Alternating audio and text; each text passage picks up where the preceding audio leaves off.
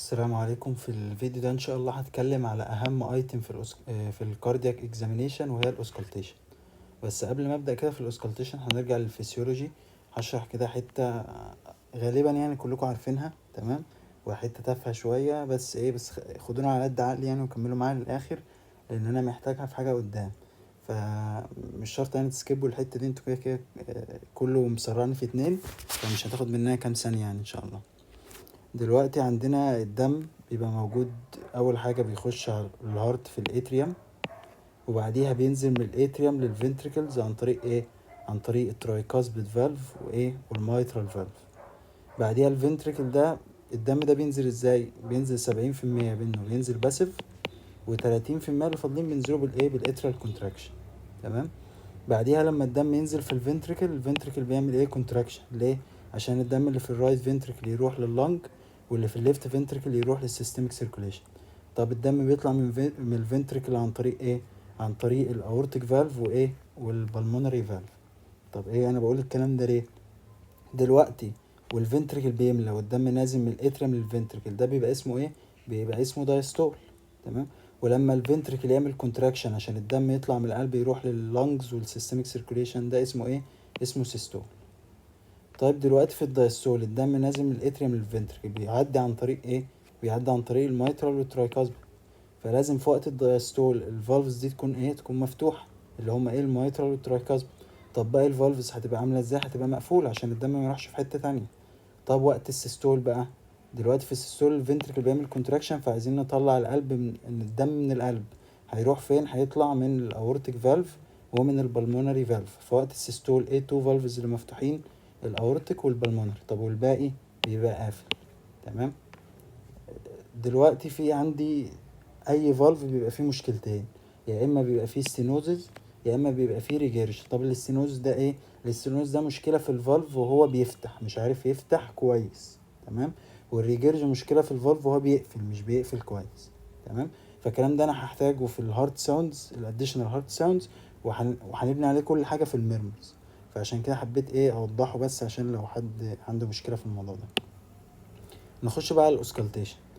في الامتحان انا بخش الامتحان بلاقي دكتور قاعد فوقيه ورقه مكتوب عليها اوسكالتيت مثلا الميترال اريا، او الترايكاسبيد اريا، او البلمونري اريا، ونادرا ما بتكون بالمونري يعني. او ممكن يقول لي بقى اوسكالتيت الاورتيك ارياز. هنا قال لي اورتيك ارياز اخرها اس، فلازم اخد بالي من الموضوع ده. في ناس كتير انت بتخش امتحان الدكتور ما بيتكلمش، فبتخش الامتحان متوتر، فبتلمح اورتيك، خلاص بتخش بقى تروح تحط السماعه بتاعتك هنا، تمام؟ وتنسى ان الاورتيك اريا ده فيه A1 وفيه A2، فتاخد نص الدرجه، تمام؟ فناخد بالنا هو طالب هو ممكن يقول لي اوسكالتيت اورتيك اريا 1، ممكن يقول لي اوسكالتيت اورتيك اريا 2، ممكن يقول لي ارياز، تمام؟ ارياز. فهناخد بالنا من الحته دي لان في ناس كتيره بتقع فيها، تمام؟ طيب مبدئيا كده من اللي انا قلته لازم نبقى عارفين كل اريا فين. فاحنا في الاوسكالتيشن بنعمل الاوسكالتيشن لكام اريا؟ 5. اول واحده اللي هي عند الايبكس، اللي هي الميترال اريا، مكانها طبعا كلنا حافظينه، ليفت فيفث انتركوستال سبيس ميد كلافيكولار لاين. تاني اريا ترايكاسبيد اريا، بتبقى عند اللور ليفت بوردر اوف ذا ستيرن، بتبقى هنا. تالت اريا، في تو ارياز كده عند السكند انتركوستال سبيس، واحده على اليمين وواحده على الشمال. اليمين دي الاورتيك اريا، واللي على الشمال بالمونري اريا، الاتنين باراستيرنال لاين. والاخيره الاورتيك اريا 2 دي في الثيرد انتركوستال سبيس ليفت باراستيرنال لاين، تمام؟ فلازم اكون بيزكس ان انا ابقى عارف الارياز دي، عارف انا احط السماعه فين، تمام؟ لان ما حطيتش السماعه صح يبقى الكومنت اللي انا هتكلم فيه ده كله عمره ما هيطلع صح، تمام؟ طيب بعد ما حطيت السماعه وسمعت وكده، لازم يكون في طريقه سيستماتيك كده اقول بيها للدكتور، اقول بيها الكومنت. طب الطريقه دي؟ بعلق على 3 حاجات. اول حاجه النورمال هارت ساوند، تاني حاجه الاديشنال هارت ساوند، وتالت حاجه الميرمرز. النورمال هارت ساوندز اللي انا المفروض اسمعهم S1 و S2. في الطبيعي عمري ما بسمع صوت الفالف وهو بيفتح، بسمعه امتى؟ بسمعه هو بيقفل. فصوت قفل الفالفز ده بيعمل لي 2 ساوندز S1 و S2. طب انا هقول الكومنت ازاي؟ على حسب. لو انا على الايبكس هقول الكومنت على الاس 1، هقول بقى هل هي ويك، هل هي مافلد، هل هي ميتاليك، تمام؟ لكن الاس 2 هقول له انا سامعها ولا لا، هيرد اور نوت، تمام؟ على البيز العكس، بكومنت على الاس 2، والاس 1 بقى بقول له هي هيرد اور نوت. ما ينفعش يقول له اسكالتيز اورتيك اريا وانا باسكالتيت اقول له مثلا اس 1 مافلد، خلاص انا كده ضاع، رحت خلاص ممكن يمشيني اصلا. ده كده اول حاجه قلتها غلط. هقول له اس 1 هيرد، بعدها اس 2 بقى هي اللي مافلد ولا اكسنتويتد ولا ايه بقى، على حسب ايه الكيس اللي عندي. تاني حاجه اديشنال هارد ساوندز، هم ممكن يكونوا اس 3 واس 4، او حاجه اسمها ايجكشن سيستوليك كليك واوبننج سناب. احنا اتفقنا ان الفالف في الطبيعي ما بسمعلوش صوت وهو بيفتح، لو سمعت صوت وهو بيفتح بيبقى حاجه ايه من الحاجتين دول. وتالت حاجه حاجه اسمها بريكارديال راب. تالت كومنت بقوله بقى هي الميرمرز. بعمل كومنت على 6 حاجات. اول حاجه التايمنج، تاني حاجه الكاركتر، تالت حاجه سايت اوف ماكسيمم انتنسيتي، رابع حاجه بروباجيشن، خامس حاجه ايه اللي بيزوده، هل ليه ريليشن للبوزيشن وريليشن للريسبيريشن ولا لا، وسادس حاجه الجريد. الميرمرز ده فيديو لوحدها، هنتكلم على ال6 حاجات دول بالتفصيل، وفي الاخر هنجمع الاورتيك ستينوز بيعمل ايه في الكومنت كله، هنجمع كل حاجه يعني، فما تقلقوش. نبدا بس الاول بالنورمال هارت ساوندز. نورمال هارت ساوندز اللي هما اس 1 و اس 2، ودول صوت قفل الفالفز، ما بسمعش صوت الفتحان في الطبيعي. طيب اس 1 ده عباره عن ايه؟ الميترال والترايكاسبيد بيقفله. طب اس 2 الاورتيك والبلمونري. الاس 1 والاس 2 دول عاملين زي صفاره الحكم، اول ما اسمعهم اعرف ان في حاجه بدات. الاس 1 اول ما اسمعها اعرف ايه ان ماتش السيستول بدا. طب الاس 2 سمعتها اعرف ان الدايستول بدا. ده التايمنج بتاعهم. طيب بسمعهم فين؟ دو مايترال وترايكاسبيد، يبقى هسمعهم فين؟ على المايترال وترايكاسبيد اريا اللي هي الايبكس. طيب ده اورتيكو بالمونري، هسمعهم فين؟ هسمعهم على البيز. طيب كده انا عرفت التايمنج وكده. طب الكومنت بتاعي بيبقى ايه؟ بقول يا هي اكسنتويتد يا اما مافلد او ويك، وهقول الفرق بينهم دلوقتي. يا اما ممكن العيان ده يكون مركب ميتاليك بروثاتيك فالف، ولازم اقول ميتاليك. طالما سمعت ميتاليك كليك لازم اقول ميتاليك بروثاتيك فالف، لان ممكن يكون مركب اورجانيك فالف. اورجانيك فالف ده زي الطبيعي بتاعنا، فعمري ما هسمع له صوت. فطالما سمعت ميتاليك كليك تمام، اس 1 مثلا ريبليس باي ميتاليك كليك، لازم اقول له ليه. هيقول لي ليه؟ هقول له بسبب ان هو مركب ميتاليك بروثاتيك فالف. في ناس بتدقق، في دكاتره بتدقق على الحتت دي، فايه نبقى واخدين احتياطات. تمام. طيب بقى ايه الحاجات اللي بتعمل اكسنتويشن وايه الحاجات اللي بتعمل مافلد وكده؟ خلينا كده متفقين قاعدة عامة كده قبل ما نشرح الأسباب، هنشرح كل حاجة دلوقتي. إن أي فالف مشكلة في الفالف بتعمل إيه؟ ويك أو مافلد للساوند بتاعها، إلا الميترال ستينوز، وهنشرح إزاي دلوقتي. تمام. طيب إزاي؟ إيه الميكانيزم بتاعها؟ نيجي الأول لإس 1. إس 1 بتبقى ويك أو مافلد بقى. طبعا هنقول إيه الفرق بينهم الأول قبل ما نتكلم. المافلد معناه إن الصوت سليم بس في حاجة مغطية عليه. تمام. فالصوت ذات نفسه يعني الفالف قفل عادي بس في حاجة مغطية عليه فأنا مش سامعه كويس. ده بيحصل إمتى؟ بيحصل في حالة الريجيرج. تمام. طيب الويك ده معناه إن الفالف ذات نفسه الصوت بتاعه بقى واطي. ليه؟ لأن هو قفل بالراحة. تمام. ده غالبا بيبقى في الاستينوس. تمام. فده الفرق بينهم، عشان في دكتور بيسأل يقول لي الفرق بين ويك ومافلد. في دكاترة تانية بتقول الاس 1 على طول بقول عليه مافلد، والاس 2 على طول بتقول عليه ويك، بس خلينا في اللي انا قلته دلوقتي ده. تمام. طيب اس 1 امتى يكون مافلد؟ في حالة الميترال ريجيرج والترايكاسبيد ريجيرج. تمام. طب ازاي؟ دلوقتي عندي ريجيرج، تمام، فالفالف ده ايه؟ مفوت. تمام. فهيبقى عندي ويك. طيب الاس 2 اخواتهم برضو، احنا قلنا هنا مايترال ريجيرج وترايكاسبيد ريجيرج، يبقى قصادهم الناحية التانية ايه؟ الاورتيك ريجيرج والبلمونري ريجيرج. تمام. طيب الاورتيك ستينوز والبلمونري ستينوز بيعملوا اس 2 مافلد ازاي؟ ويك ازاي؟ عن طريق ان دلوقتي الفالف عندي في الستينوز ده الفالف مش عارف يفتح كويس، فبدل ما هو كان بيفتح كده لا هو فتح كده. تمام. فلما يجي يقفل هو كان فاتح حاجه بسيطه فهيقبل حاجه بسيطه. تمام. غير هنا ده كانك جبت باب فتحته على اخره وقمت رزعته، فالصوت بتاعه هيبقى عالي. لكن لو جبت الباب وربته حاجه بسيطه كده وقمت زقيته قفلته، فالصوت بتاعه هيبقى واطي، مش هيبقى عالي. تمام. طيب ليه بقى احنا قلنا ليه بقى الميترال ستينوزس؟ احنا قلنا الستينوز دلوقتي ما بيفتحش جامد، فلما يقفل هيقفل بالراحه. طب ليه الميترال ستينوز بقى بيعمل ايه اكسنتويتد؟ دي ليها ثيوريز كتير. تمام. وكلها ثيوريز يعني، بس الثيوري اللي في دكاتره كتير قالتها هي عباره عن ايه. دلوقتي انا عندي ستينوزس، فالدم اللي نازل هنا من الاتريوم للفنتريكل قليل، فبدل ما كان الاتريوم الفنتريكل بيبقى مليان كده، لا بقى مليان حاجه بسيطه. تمام. فالدم ده وهو طالع، تمام، دم شويه دم صغيرين وهم طالعين هنا هيقوموا يخبطوا الميترال، تمام، يرزعوه كده فيقوم يعمل صوت وهو بيقفل. على عكس الطبيعي، في الطبيعي ايه؟ في الطبيعي الدم بيبقى عندي مليان لحد هنا. تمام. فالدم قريب قوي من الميترال فالف، فلما يجي يحصل كونتراكشن الدم هيزق الميترال فالف حاجه بسيطه، زي كده ما انت تيجي ايه تبقى فاتح الباب وانت واقف جنبه وتقوم تزقه حاجه بسيطه. لكن غير ان انت ايه تقوم مرجع دراعك ورا وتقوم زقه مره واحده في ايه هيرزع. فهو ده الفكره يعني، دي الثيوري اللي الدكاتره كتير بتقول عليها. تمام. بس احنا يعني من الاخر اي ستينوز او ريجيرج او اي حاجه بيعملوا ويك ومافلد هارت ساوند، الا الاستينوزس بيعمل اكسنتويتد اس 1. تمام كده احنا اتكلمنا عن كل حاجه، فاضل بقى ايه الاكسنتويتد اس 2. اكسنتويتد اس 2 دي بتحصل في حاله البلمونري هايبرتنشن. تمام. طب ازاي؟ فلنفترض نفس الرسمه برضو، بس فلنفترض ان احنا مش هنلفت، ان احنا على الرايت سايد. معلش ايه عشان نكسر ارسمها تاني. تمام. دلوقتي الفالف ده بيقفل امتى؟ البلمونري فالف بيقفل امتى؟ بيقفل لما البريشر هنا يعلى. تمام. الدم كله طالع هنا فطلع فوق، فالدم ده يعلي البريشر هنا فيبدا الدم يزق الفالف يقفله. تمام. طب افرض البريشر ده كان عالي قوي، فهيزقه جامد، يعني كاننا كده جينا كام واحد وقمنا زقنا كلنا الباب رزعناه، فهيقوم ايه وهو بيقفل هيعمل صوت جامد. تمام. عشان البريشر هنا عالي قوي فهيزق الفالف ده جامد قوي، هيزق الباب ده جامد قوي فهيعمل صوت عالي قوي. تمام. كده احنا قلنا اسباب الاكسنتويتد واسباب الويك والمافلد. فاضل بس ايه ريبليس باي ميتاليك ساوند، دي انا قلتها. قلت ان ساعتها اقول ايه ده مركب بروثاتيك ميتاليك فالف. تمام. طيب امتى اقول مايترال وامتى؟ اشهر بروثاتيك فالف هما المايترال والاورتيك.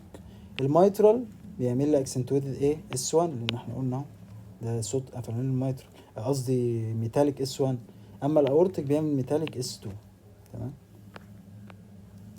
هنت كده، لو انا جيت في الامتحان لقيت واحد عامل ميديان سترنوتومي، فده غالبا مركب ايه بروثاتيك فالف. فممكن اركز شويه واحاول اسمع كليك، اركز معاه شويه. بس مش شرط يعني، هو ممكن هو دلوقتي بيقول لي اوسكالتيت مايترال اريا وهو اصلا مغير الاورتيك، فانا عمري ما هسمع برضو هنا ميتاليك كليك. بس برضو انا بقول حاجه هنت كده تساعد، بس ما نعتمدش عليها وما نشغلش دماغنا خالص، لا برضو بنعتمد على نفسنا برضو. في حاجه بقى اسمها سبليتنج. السبليتنج ده ايه؟ في الطبيعي الاس 2 عباره عن تو كومبوننتس، الاورتيك كومبوننت والبلمونري كومبوننت. في الطبيعي بيبقوا جنب بعض قوي، فايه بسمعهم كانهم صوت واحد، ما بعرفش افرق بينهم. تمام. فانا بسمع اس 1 اس 2 اس 1 اس 2. تمام. ما بسمعش الثلاث اصوات الا لما اخد انسبيريشن، ده اسمه فيسيولوجيكال سبليتنج. السبليتنج عباره عن الاي 2 والبي 2 دول بعدوا عن بعض فبقوا كده، فبقيت اسمعهم صوتين. اسمعهم صوتين بقى يحصل سبليتنج ده امتى؟ ممكن يحصل في الطبيعي امتى؟ لما اخد انسبيريشن. ازاي؟ دلوقتي انا خدت انسبيريشن بيحصل حاجتين، اول حاجه اللنج اكسباند. تمام. فلما اللنج تعمل اكسبانشن بتريتين بلاد من اللي رايح للليفت فنتري. مش المفروض الدم اللي رايح الليفت اتريوم، مش المفروض الدم اللي رايح للليفت اتريوم ده عباره عن دم جاي من اللنج؟ فاللنج هنا عملت اكسبانشن فشالت شويه من الدم اللي كانت هتوديه للليفت فنتركل ده، ايه شالته لنفسها. فكده الدم اللي رايح للليفت اتريوم ده قليل. تمام. وفي نفس الوقت انا زودت الفينس ريتيرن. تمام. فزودت الدم اللي رايح للرايت سايد. تمام. فالدم اللي رايح للرايت اتريوم زاد. فلنفترض بقى دلوقتي ان احنا عندنا مثال، دلوقتي عندنا سكشنين، سكشن واحد وسكشن اتنين. الاتنين كل واحد فيهم قاعد في فصل، وكل فصل فيهم ليه باب، وكل سكشن فيهم فيه 20 طالب، وكل باب نفس الحجم. تمام. الدكتورين خلصوا في نفس الوقت، فال20 طالب طلعوا من الباب ده في نفس الوقت. الباب ده مش هيقفل الا لما ال20 طالب كلهم يطلعوا. تمام. فال20 طالب الاتنين طلعوا في نفس الوقت والباب قفل في نفس الوقت. كذلك الهارت، دلوقتي عندي دم راح للليفت سايد، دم راح للرايت سايد.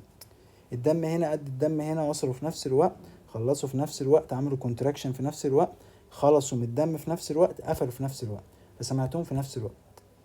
طب افرض جيت في السكشن خدت 5 طلاب من سكشن واحد حطيتهم مع سكشن اتنين. تمام. والاتنين خلصوا في نفس الوقت. سكشن واحد ال15 طالب هيطلعوا بسرعة. تمام. والباب هيقفل بسرعة. اما سكشن اتنين ال25 طالب هياخدوا وقت اكتر، فالباب هياخد وقت اكتر على ما يقفل. نفس الكلام ده اللي بيحصل في الانسبيريشن. انا خدت شوية دم من اللي رايحين للليفت سايد خدتهم عند الرايت سايد، مش بطريقة مباشرة يعني، بس الدم اللي في الرايت سايد زاد عن الليفت سايد. فالبلمونري فالف هياخد وقت على ما يقفل اكتر من الاورتيك فالف. دلوقتي الدم اللي واصل لليفت فنتريكل قليل، فهيعمل كونتراكشن بسرعه ويقفل بسرعه. اما الرايت فنتريكل واصل له دم كتير فهيعمل كونتراكشن على ما الدم الكتير ده يطلع والبلمونري فالف يقفل فهيتاخر. فلاقي اول ما اخد انسبيريشن الاقي اسمع الاورتيك الاول وبعديه يجي البلمونري. تمام. ده فيسيولوجيكال، ده طبيعي بسمعهم صوت واحد اول ما اقول له واخد انسبيريشن اسمع سبليتنج. طيب في بقى باثولوجيكال سبليتنج. ايه باثولوجيكال سبليتنج؟ ده 3 انواع. اول نوع منهم اسمه وايد سبليتنج، وده من اسمه لما باخد انسبيريشن بيبقى السبليتنج ده وايد عن الطبيعي، اكبر من الطبيعي. طب ده بيحصل ازاي؟ اي حاجه بتاخر الكونتراكشن او بتطور الكونتراكشن بتاع الرايت سايد. فلنفترض مثلا ناخد البلمونري ستينوزس. تمام. البلمونري ستينوز هنا عمل ايه؟ قلل، زود البريشر عند الايه البلمونري فالف. تمام. فالبلمونري فالف هنا بيفتح اجينست بريشر والدم ده بيعدي اجينست بريشر. كاننا عملنا ايه؟ كاننا عملنا نفس مثال السكشن، نفس السكشنين، والسكشنين فيهم 20 واحد، بس في سكشن الباب بتاعه كبير كده وجميل، وفي سكشن تاني فاتحين الباب نص فتحه كده، الباب صغير. تمام. فالسكشن اللي بابه كبير هيخلص بسرعه، اما السكشن اللي بابه صغير هياخد وقت كتير على ما يطلع، فالباب بتاعهم هيتاخر على ما يقفل. تمام. فهلاقي البلمونري جاي متاخر. طيب لما اخد نفس هيحصل نفس الفسيولوجيكال، فهيسوق الموضوع اكتر ما هو كان سيء، فالسبريتنج ده هيبقى اوسع. تمام. طيب الرايت باندل برانش بلوك. الرايت باندل برانش بلوك ده ايه؟ الكهرباء عندنا دلوقتي الكهرباء ماشيه وبعدها بتروح للرايت سايد عن طريق رايت باندل والليفت سايد عن طريق ليفت باندل. الكهرباء دي هي اللي بتقول للفنتركل يعمل كونتراكشن. فافرض الكهرباء اللي رايحه الرايت فنتركل اتاخرت، خدت وقت على ما قالت له اعمل كونتراكشن، فهيعمل كونتراكشن متاخر. يعني مثلا في مثال السكشن اللي احنا بنتكلم عليه، في دكتور خلص في سكشن قبل الدكتور التاني. تمام. فاكيد السكشن اللي خلص بدري هيطلع الاول. كذلك الكهرباء في هارت، في فنتركل وصل له الاوردر ان هو يعمل كونتراكشن متاخر، فهيخلص متاخر، فالفالف بتاعه هيقفل متاخر. تمام. طيب في حاجه بقى اسمها ريفيرس سبليتنج. ريفيرس سبليتنج ده ايه؟ في الطبيعي احنا قلنا مفيش سبليتنج ولما اخد نفس السبليتنج بيظهر. هنا بقى في سبليتنج ولما اخد النفس السبليتنج ايه؟ بيختفي، العكس. عشان كده اسمه ريفيرسد او بارادوكسيكال سبليتنج. ده بيحصل امتى؟ بيحصل في حاله الاورتيك ستينوزيس والليفت باندل برانش بلوك. اللي فاهم اللي قبل كده هيفهم دي. اورتيك ستينوزيس يعني الاورتيك فالف بيفتح اجينست بريشر، بيطلع الدم اجينست بريشر، فهاخد وقت اكتر، فهو هنا بقى اللي هيتاخر، مش البلمونري، لا هنا الاورتيك هو اللي اتاخر. تمام. الليفت باندل برانش بلوك السكشن ده، السكشن التاني هو اللي اتاخر. تمام. الدكتور بتاعهم خلص متاخر فايه فقفلوا متاخر. طب لما يحصل انسبيريشن، الانسبيريشن بيخلي ايه اللي يتاخر؟ البلمونري. فبقوا هما الاتنين متاخرين، الاورتيك متاخر بسبب الاورتيك ستينوز والبلمونري متاخر بسبب ايه؟ الفسيولوجيكال اللي احنا شرحناه. فبقوا الاتنين متاخرين فحصل ايه؟ ريفيرس سبليت. اخر واحد وده رخم شويه اسمه فيكسد سبليت. ده بيحصل في حاله واحده بس وهي الاتريال سيبتال ديفكت. طب ايه فكرته؟ فلنفترض ان دولت التو اتريوم المفروض بينهم سيبتم. افرض السيبتم ده بقى كان فيه فتحه. تمام. السيبتم ده عامل كده، فالدم هيعدي منه. طب هيعدي منين؟ هيعدي من الهاي بريشر لللو بريشر. انهي البريشر بتاعه اعلى؟ الليفت. فالدم هتلاقيه بيعدي كده. تمام. فالدم بيعدي كده معناه ان اللود اللي على الليفت سايد قل واللود اللي على الرايت سايد زاد، كأنه بالظبط نفس اللي احنا قلناه هنا. تمام. فهيحصل نفس الموضوع، الرايت سايد هيتأخر عن الليفت سايد، البلمونري هيتأخر وهو بيقفل عن الاورتيك لان اللود عليه زايد. تمام. طيب لما اخد انسبيريشن مش المفروض الموضوع يزيد زيه زي اللي هنا؟ لا هنا مش هيزيد. ليه؟ لما اعمل انسبيريشن الفينس ريتيرن هنا يزيد، فيقوم البريشر هنا يعلى. تمام. واللنج بتريتين بلاد، فالدم اللي واصل للليفت سايد يقل فالبريشر هنا يقل، فالشنطه تقوم تقفل. عشان احنا قلنا الشنطه دي بتمشي من البريشر العالي للبريشر القليل، فهنا انا زودت البريشر في الرايت وقللته في الليفت، فالبريشر بقى ايكوال على الناحيتين، فالشنطه دي هتقف. فبقى لي ايه؟ بقى لي الفسيولوجيكال بقى اللي هو الطبيعي، اللي هو بيحصل في الطبيعي. اللي بيحصل في الطبيعي ان ايه؟ ان الاورتيك بيقفل وبعدين البلمونري، فبرضه هلاقي عندي سبليتنج. تمام. فبيبقى فيكسد سبليتنج. ابص اجي اسمع عنده الاقي اورتيك بعديه بالمونري، اقول له خد نفسك الاقيه زي ما هو مفيش حاجه اتغيرت، فده فيكسد سبليتنج. حته رخمه ومش عارف انا شرحتها كويس ولا لا، بس لو فهمته الحمد لله، ما فهمتوش الصوره دي كافيه، بصوا عليها كده وافهموها ان شاء الله. ايه مش لو الدكتور سأل هيقول ايه اسباب الوايد سبليتنج مثلا، مش في الامتحان هيقعد يقول لك اشرح لي جت ازاي. فلو انتوا ما فهمتوش احفظوه، بس ان شاء الله يعني تكونوا فهمتوا.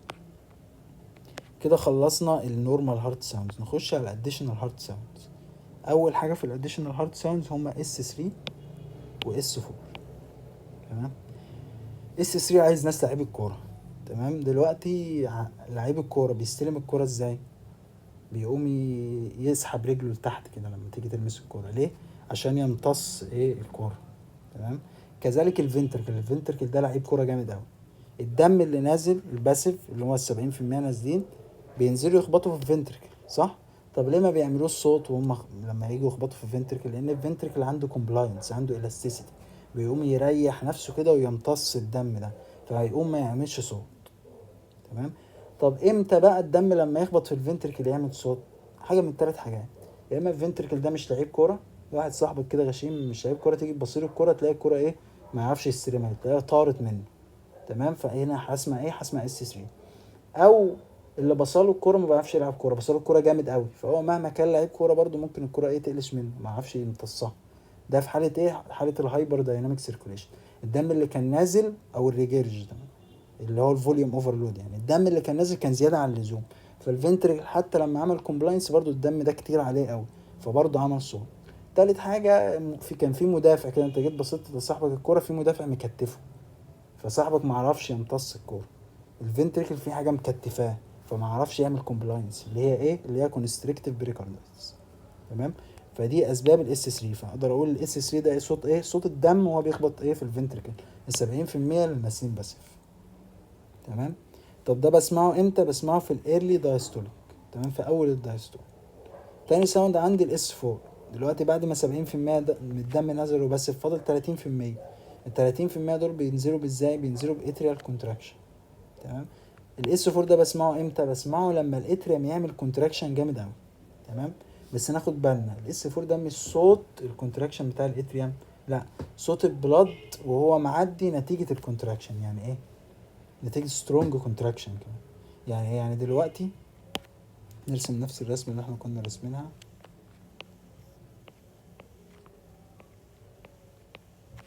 دلوقتي في شوية بلد هنا، الايه الاتريم عايز ينزلهم في الفنتريك، فلما جاي ينزلهم في الفنتريك يلاقي الفنتريك مليان على اخره.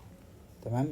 يجي يديهم للفنتريك، الفنتريك يقول له لا يا عم مش عايز، يقول له والله لا انت واخدهم، يقول له مش عايز، فهم يديهم له بالعافيه، يعمل كونتراكشن جامد قوي عشان ينزل الدم ده غصب عنه تحت في الايه في الفنتريك. فالدم ده نازل نتيجه ايه؟ سترونج اترال كونتراكشن. الاتريم زق الدم جامد، فالدم ده وهو معدي مره واحده كده بيعمل صوت. الصوت ده اس 4. طب امتى يحصل الموضوع ده؟ امتى الاتريم يعمل كونتراكشن جامد؟ لما يكون بيكونتراكت اجينست بريشر، البريشر في الفنتريكل عالي. امتى؟ لما يكون الفنتريكل اصلا مش عارف يتخلص من الدم بتاعته. امتى يكون مش عارف يتخلص من الدم بتاعه؟ لما يكون عنده مثلا اورتيك ستينوز، يجي يطلع الدم مش عارف يطلعه، عنده اورتيك ستينوز. او اللي زي الاورتيك ستينوز اللي هو ايه؟ بالمونري هايبرتنشن، سيستميك هايبرتنشن.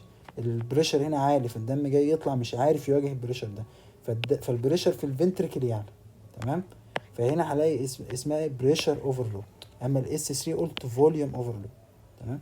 طب ايه اللي يعمل بريشر اوفرلود؟ قلنا الاورتيك ستينوز والسيستميك هايبرتنشن. على الرايت سايد اخواتهم بقى، بالمونري ستينوز وبالمونري هايبرتنشن. طب امتى اسمع الاس 4؟ اسمعه ليت دايستوليك، في اخر الدايستول. تمام. هنا انا كاتب. نيجي بقى اسال سؤال بقى، لو انتوا فهمتوا هتجاوبوا عليه صح. دلوقتي الشخص اللي عنده مايترال ستينوزز، تمام، وعنده ترايكاسبيد ستينوز، هل هسمع عليه اس 4 ولا لا؟ اللي قال هسمع عليه يخش ينام. تمام. لا خلاص، ده كده فقدنا فيه الامل. اللي قال ما اسمعش يبقى فاهم الحمد لله. طب نقول للناس اللي قالت غلط ليه. احنا قلنا دلوقتي ده صوت البلاد فلو نتيجه سترونج اترال كونتراكشن. في المايترال ستينوز والتراكات بالستينوزس عندي سترونج اترال كونتراكشن، بس هل في بلاد فلو؟ لا، لان الفالف مش فاتح كويس، فما فيش بلاد فلو كبير، فعمري ما هسمع اس 4. تمام. فدي النوت اللي انا كاتبها تحت، ان ايه؟ ان ده صوت الرابid بلاد فلو، مش صوت الاترال كونتراكشن اتسيلف، فمش هيحصل نتيجة مايترال ستينوز وترايكاسبيد ستينوز. في حاجة بقى اسمها جالوب. الجالوب ده عبارة عن ان انا عندي اس 3 او اس 4 او الاتنين مع بعض عادي، ومعاهم تاكي كاردي. طب ليه سموها جالوب؟ جالوب ده صوت ايه؟ مشية الحصان. تمام. طب ازاي الموضوع ده؟ لو انا عندي additional heart sound هسمع الهارت ساوند ازاي؟ S1 S2 S3. تمام. طب افرض معاهم تاكيكارديا هسمع ايه؟ ده صوت ايه؟ صوت مشية الحصان، فسموه جالوب. ممكن تبقى اس 3 جالوب لو الصوت الزياده ده اس 3، او ممكن تكون اس 4 جالوب لو الصوت الزياده ده اس 4. ممكن تكون سمشن جالوب لو الشخص ده عنده اس 3 واس 4 وتاكيكاردي. ودي بتحصل مع الهارت فيلير، هايبرتنسيف هارت فيلير. تمام. اهم سبب للجالوب هو الهارت فيلير، اعرفوها دي مهمه قوي عشان الدكاتره بتسال فيها. تمام. تاني حاجه في الهارت ساوندز هما الايجكشن كليك والاوبننج سناب. احنا قلنا في الطبيعي الفالف وهو بيفتح ما بيعملش صوت. طب افرض عمل صوت وهو بيفتح يبقى في حاجه مش طبيعيه. تمام. طب ليه يعمل صوت وهو بيفتح؟ حاله من الحالتين، يا اما الفالف ده ريجيد يعني فيه ستينوزز، يا اما بيفتح اجينست بريشر. تمام. ده الملخص. الايجكشن سيستوليك كليك ده بسمعه في الاورتيك والبلمونري، اما الاوبننج سناب دي بسمعها في الميترال ستينوز. تمام. الاوبننج سناب دي مهمه قوي لان انا قلت ايه، هنا هتلاقي ليها 4 اسباب: سيستميك هايبرتنشن، اورتيك ستينوز، بالمونر هايبرتنشن، بالمونر ستينوزز، كذا سبب. لكن هنا في الاوبننج سناب ليها سبب واحد. تمام. فدي دايجنوستيك للميترال ايه ستينوز، لو سمعتها خلاص احلف الشخص ده عنده ميترال ستينوز. فمن السيجنيفيكانس بتاعها انها دايجنوستيك فور ميترال ستينوز. نسكت على كده؟ لا، ده ليها مميزات تانية كتير كمان. ايه؟ انها تعرفني ان الفالف ده نون كالسيفيك. يعني ايه؟ يعني الحمد لله الشخص ده عنده ستينوز بس الفالف بتاعه لسه بيفتح الحمد لله، ما ده صوت فتحان الفالف. فطالما انا سامع الصوت ده معناه ان الفالف بيفتح صح. تالت حاجه بديتكت السيفيريتي. الستينوزس ده السيفيريتي بتاعته قد ايه؟ كل ما قرب من الاس 2، كل ما الصوت ده اسمعه قريب من الاس 2، كل ما ده معناه ان الحاله دي سيفير. لو سمعت الصوت ده اس 2 وبعدها ايه بشويه سمعت ايه الاوبننج سناب، يبقى الحاله دي مش سيفير قوي. افرض سمعت كده يبقى لا دي كده سيفير، طلعوا ورا بعض، فمعناها ان الاوبننج سناب دي سيفير. طيب الايجكشن سيستوليك كليك، تمام، من اسمها ايجكشن سيستوليك بسمعها في السيستول، اما الاوبننج سناب بسمعها في الدايستول. الايجكشن سيستوليك كليك دي ايه السيجنيفيكانس بتاعها؟ دي بتعرفني الليجن دي في انهي حته. طالما سمعت ايجكشن سيستوليك كليك معناه ان الليجن دي فالفولار، مش سب فالفولار ولا سوبرا فالفولار. تمام.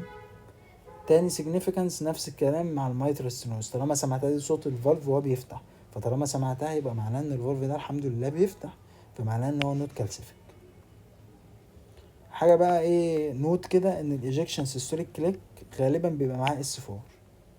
اللي فاهم الشرح اللي فات هيفهم ليه، لان هما الاتنين عندهم السيم كوز. تمام. الايجكشن سيستوليك كليك اللي بيعملها قلنا يا اما ريجيد فالف، يا اما الفالف ده فيه ستينوزس فلما بيفتح بيعمل صوت، يا اما بيفتح اجينست بريشر اللي هو ترجمناها بايه سيستميك هايبرتنشن وبالمونر هايبرتنشن، بالمونر ستينوزس واورتيك ستينوزس. لو رجعنا الاس 4 هنلاقيهم نفس الاسباب: سيستميك هايبرتنشن واورتيك ستينوزس، بالمونري هايبرتنشن وبالمونر ستينوزس. فاللي معاه ايجكشن سيستوليك كليك انا متوقع ان يكون معاه ايه؟ معاه اس 4.